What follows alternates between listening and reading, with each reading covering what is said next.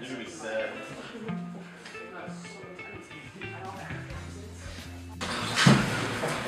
So, please welcome Gerald Nicosia. He is the foremost expert on Jack Kerouac. Wrote the critical biography of Jack Kerouac, Memory Babe, and he's generously come to share his wisdom on the beats. Turn it over to Jerry. Well, I write a lot of different things, and I always have. I write poetry, fiction, history. I did a big book on Vietnam veterans after the war called Home to War. But I have been associated with the Beat generation and Jack Kerouac for a long, long time. A number of my books focus on that. I did the big book, which he mentioned, Memory Babe, 800 pages, which is still considered the definitive work on Kerouac. If there's anything to that. So what I'd like you to do, you all have questions here. I would like, rather than have to call on people to volunteer. And you don't have to ask the question that you're holding. I mean, you can ask me anything about Kerouac or the Beats, or even as we get talking, you can, something spins off in your head, you can ask that. So, yeah, back there. Well, in Dharma Bum, just so much of the setting and the story takes place in the Bay Area. Right. And I just wondered kind of like what brought Jack Kerouac to the Bay Area, like what inspired it, like what did he love so much about it, or that. Okay, that's a good question. Jack Kerouac grew up in the East, Lowell, Massachusetts, and there's a sense in the East, as people have told me, because I'm sort of in between. I came from Chicago, but in the East, it's the oldest part of America. And there's a sense that everywhere you go, somebody's been there before you. There's what they call, in the East, they call ghosts. Every place is haunted. You live in a house, 40 families lived before you in that house. It was a sense that everything had been used, been trod, walked over. And Kerouac, when he was young, was reading all these, what they call pulp novels, nickel novels about the West, about the gunfighters and the ranchers. And for Kerouac, the West, for this Eastern kid, was like, this is a place where you can do what you want. You can do something for the first time. You can walk on land that nobody has walked on before. It's endless possibilities. The first chance he got, went to Denver to be with Neil and his friends. And then, of course, Neil told him about San Francisco, because Neil was already working, or had just gotten a job, I think, on the railroad in San Francisco, on Southern Pacific. And so what Cassidy told him was that, Denver is great, but San Francisco is swinging, because San Francisco had a lot of jazz clubs in those days in the Fillmore area. And so Cassidy said, well, you like the West, but you also like jazz. Come on out to San Francisco. This is where we really party. And so Kerouac came out here in '47. This trip is recorded on the road. And he had another friend named Henry Crew who was working as a guard in Marin City. Had been shipyards, had been places where they built ships during World War II. And some of those shipbuilding yards were still in Marin City in 1947. And his friend Henry Crew was a guard to make sure that people weren't stealing the construction materials or whatever. Had a little shack in Marin City, and Kerouac came to live with him there in '47 and got a job as a guard for the place. And there's a funny scene On the Road, because Kerouac is supposed to be a guard, and at night he's going in there and stealing all the food out of the cafeteria for himself, even though he's supposed to be guarding it from other people. So that was his first taste, but it really wasn't a full taste. He would go into San Francisco a little bit, but mostly he was just kind of stuck in Marin City, which he calls Mill City. Did you ever interview or meet Jack Kerouac? No, I started reading Kerouac in 1972. I was already in graduate school at the University of Illinois in Chicago. I was very much committed to writing and literature, but as I told the other class, nobody was teaching Kerouac in 1972 anywhere in the United States. Most of his books were out of print. Only the Dharma Bums and On the Road were in print, and it was because a teaching assistant, a kind of hip kid from Harvard who I was sharing an office with while I was getting my graduate degree, kept needling me and saying, when he found out I hadn't read Kerouac, he kept dropping Kerouac's name in the conversation all the time. And I thought, I got to read Kerouac so I can at least answer this guy. And in those days, only On the Road and the Dharma, 1972, only On the Road and the Dharma Bums were in print. He had published 20 books in his lifetime. All the others were out of print. after his death, now another 20 has been published, so we know that he has actually wrote at least 40 books. But anyway, I bought the Dharma Bums because it was the less famous one. I thought I didn't want to read On the Road because that was the famous one. I always like to go to the one that's a little less famous. And I was blown away by it. As you know, the opening of that book, he's riding this railroad car and he meets this little hobo, and he gives the hobo some cheese, and the hobo gives him a prayer from St. Teresa. And then he goes down to the beach and cooks his supper, and he looks up at the stars, and it's nighttime. And who are they and who am I? And who put them up there and who put me down here? And what is my purpose on earth? And at that point, I was really blown away. I thought, this guy is asking the big questions. Because most of the very popular or esteemed contemporary fiction at that time would be John Updike, Philip Roth, Norman Mailer, Saul Bellow. These were people that were teaching in classes. They weren't teaching Kerouac. Someone like someone like John Updike, he's writing about the adultery of the upper middle classes. Who's sleeping with whose wife in Connecticut in some fancy suburb? And to me that was like wires and peeping through somebody's window. It was not profound. Here's Kerouac saying, why are we on this earth? And who put the stars up there? And of course, as I read more of the Dharma Bums, I was really impressed by his concern for the working class, the poor, the down and out, the hustlers, the junkies, the street people, the people on the wrong side of American capitalism. It was like Jack London, whom I read when I was young because of my father's influence. And again, nobody at that period, the 60s, early 70s, was writing about those people. They were writing about the wealthy people, or upper middle class people. Nobody even thought to write about poor people, street people. And not only did Kerouac write about them, but he wrote about them with this enormous compassion, where he really cared about them. It wasn't written in a sociological way, like, well, let's look at what these hustlers and junkies are doing. It was like, oh, these people are suffering. I want them to have better lives. And that kind of compassion, I thought, was so rare in American literature that I wanted to read everything he had written. Well, first of all, I went to my professors and I said, why is nobody teaching this guy in American literature? And they had these really nasty put-downs. They would say, Kerouac wasn't a writer, he was just a leader of beatniks. He was a cult leader. And I'm thinking like, whoa, wait a minute, no, this guy, he's a serious writer. And so I was really angry, and I thought, someday I want to write a book about him which will force these guys guys and gals too, I guess, because there were women who were putting him down as well. It will force them to realize that he was a major writer. So I had to order his books from England because they were all out of print almost in this country.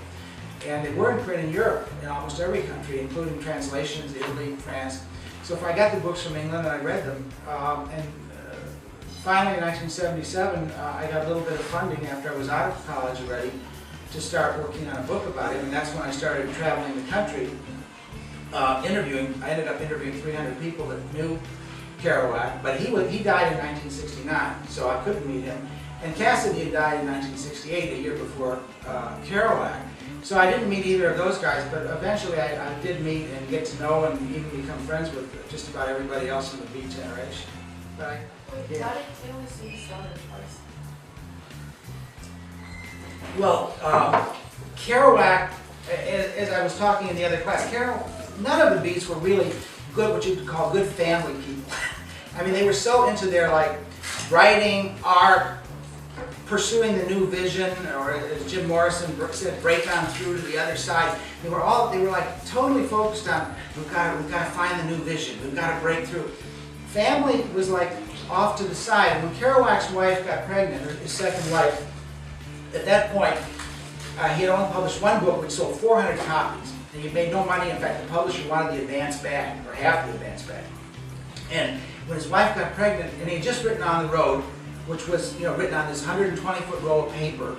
It was a breakthrough book. I mean, he wrote it spontaneously, 20 days and nights typing. It was written with real names, single space, margin to margin, and he unrolled it on the publisher's rug, and the publisher was horrified.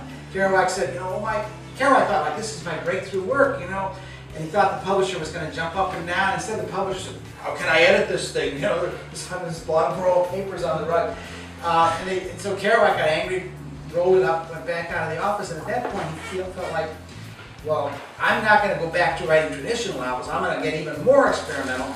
But he also realized that probably nobody's ever going to publish this stuff, and I'll probably never make a penny on it. And then his wife tells him, I'm pregnant. and he said, you need to get an abortion because I can't support a kid. And his wife said, no, I want to have a kid. And so they split up. And later, Kerouac's mother told him, who was a good Catholic, French-Canadian, said, you got to support your kid, Jackie. And he said, oh, it wasn't my kid, she was sleeping with somebody else.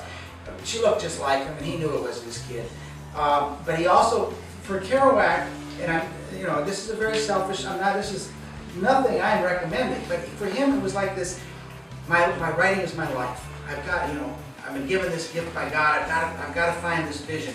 And if it meant like leaving family by the wayside, then he did that. And finally, when Jan was 10 years old, he was finally now making some money because On the Road had become a minor bestseller. And his wife said, well, hey, I think it's time you pay support. And so she took him to court for child support, and they did blood tests. And Jan got to meet her father for the first time at 10 years old to do the blood tests. And she was thrilled. And in fact, I did an interview with her in this book where she talked about meeting him. And she said, he was handsome and he was charismatic and he was a great talker, he was a poet. And she was like, oh my God, I've got a father. I'm a real person. I've got two parents. She almost couldn't believe it. But the tragedy, of course, the blood test showed she was his daughter, and they ordered her to pay child support, and he did start paying the support. But the tragedy was that he spent like half an hour with her after the blood test, and then it was like bye-bye, and she didn't see him again. She found a boyfriend who was going to take her to Mexico so she wouldn't go into the youth house. She said, I've got to see my father one more time, because she really loved him, despite the fact that he hadn't taken care of her. So she went up to Lowell, Massachusetts, which was where he was living at the time.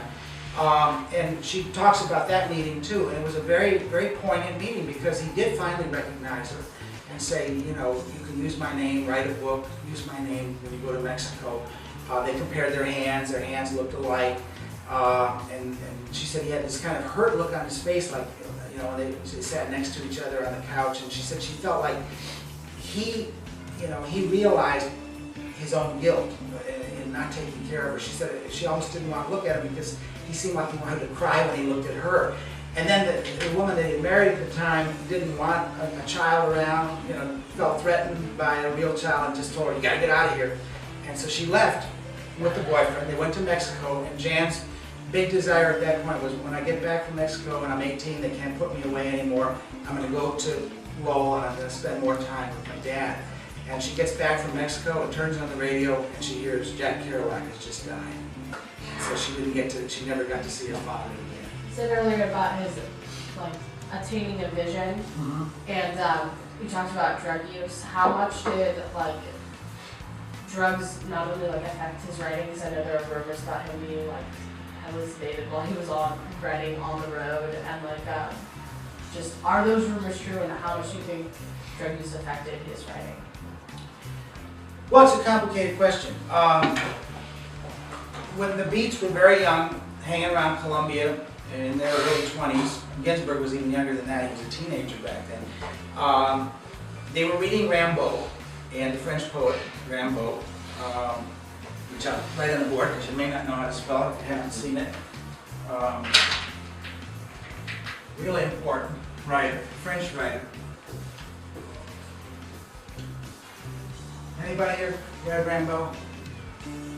No. Anybody here heard of Rimbaud? Okay.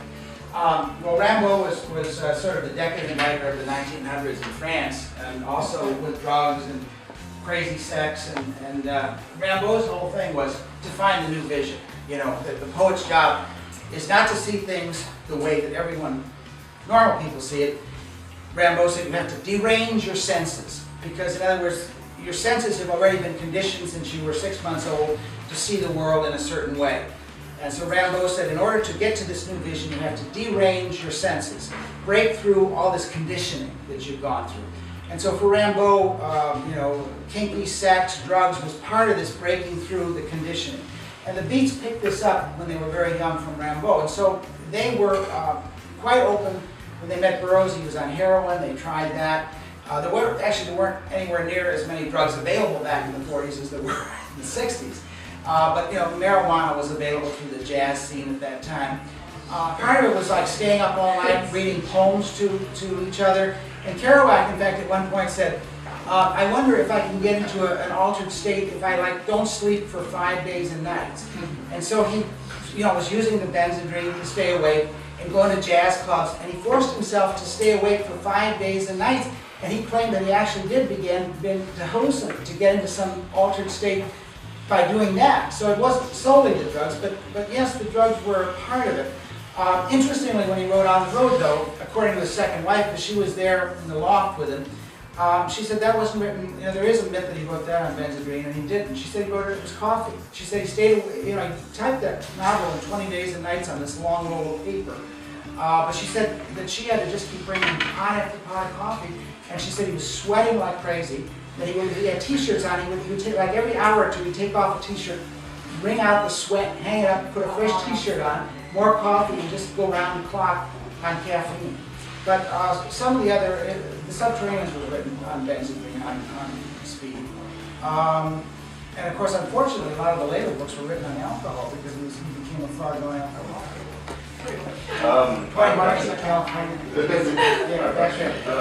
What's like your most recent or most surprising discovery about Kerouac? Most surprising discovery about Kerouac. Well, I mean, there were a lot, but I suppose for me, I didn't realize when I first started out the book that he was as thoroughly bisexual as he was. He kept a lot of that hidden. He doesn't put it in the books. It's really interesting because he was a guy who, his writing was based on the theory that you should be completely honest in what you write. It should be, as he called, belly bottom confession, right out of your soul, everything.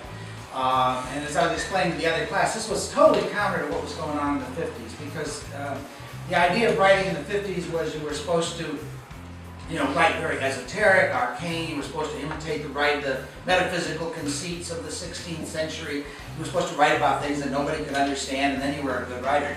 And the Beats came along and they said, no, you write in the language of ordinary people. You write about things that ordinary people care about. You make your writing accessible. It has meaning to people. And so one of the Beats' big things was confession. That you don't write about the 16th century in England. You write about what happened to you every day, your own deepest passions and fears and so on. So, there is a tremendous breakthrough in terms of the level of honesty that arrives with Beat writing. But for whatever reason, Kerouac was a very devout Roman Catholic most of his life. He was afraid of his mother. His only real relationship was with his mother, with a woman all his life. He was terrified of his mother's condemnation. And his mother was very traditional, French-Canadian Catholic. So probably for some of those reasons, he hid his bisexuality. He was not homosexual, but he certainly had sex probably equally with men and women. But in the books, he will turn the men into women. I mean, he'll make it seem like he's having affairs only with women. And that was very surprising to me because it was so well hidden in his life that I suddenly had to rethink who he was. And I also it also made me rethink the notion of his honesty. You got a question about that? Yeah, just to kind of add on to that. So, how did you figure out he was very bisexual? Well, through his family? First of all, I was interviewing 300 people, yeah. and it was common knowledge among people who knew him. It was not, if you only read his books, you wouldn't get it, but if you were anywhere near that part of that circuit, you wouldn't know it because it was happening in front of your eyes all the time. And also, in his letters, and even in his letters, he didn't mention it very much. He did occasionally sometimes mention it in his letters. But it was more from people that I talked to who, it was a common fact to them. Yeah. How did his close group Beats feel about the fact that he hid his bisexuality within his books?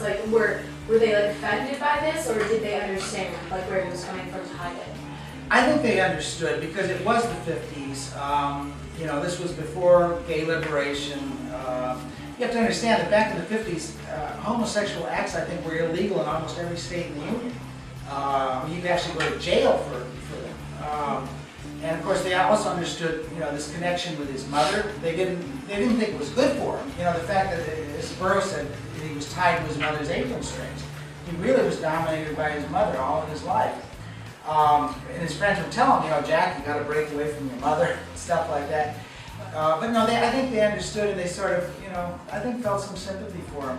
And again, it did take a lot of courage. Allen Ginsberg was one of the first gay writers who was openly homosexual, but it took a lot of courage to do that, and Ginsberg took a lot of flack for it, and would show up at readings and people would be yelling fag, fag, and stuff. So it was not an easy thing to speak about publicly at that time.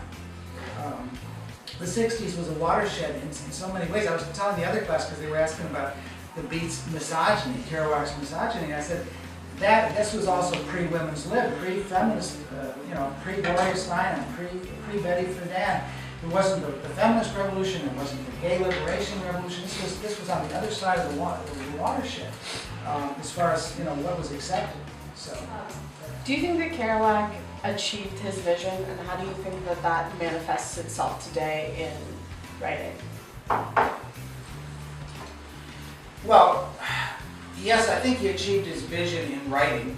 It didn't translate into his life, unfortunately. I mean, the fact that his books opened the vision for so many people, I think, speaks to their success, because again, in the earlier class, there was a question about the connection between the 60s and the 50s, and I think, and I was the 60s generation, so I don't think that the counterculture of the 60s could have even existed without the blueprint that was given to us by the Beats. The Beats were a much smaller group of people. In the 50s you were talking about hundreds of people, in the 60s you were talking about millions that were turning their back on society.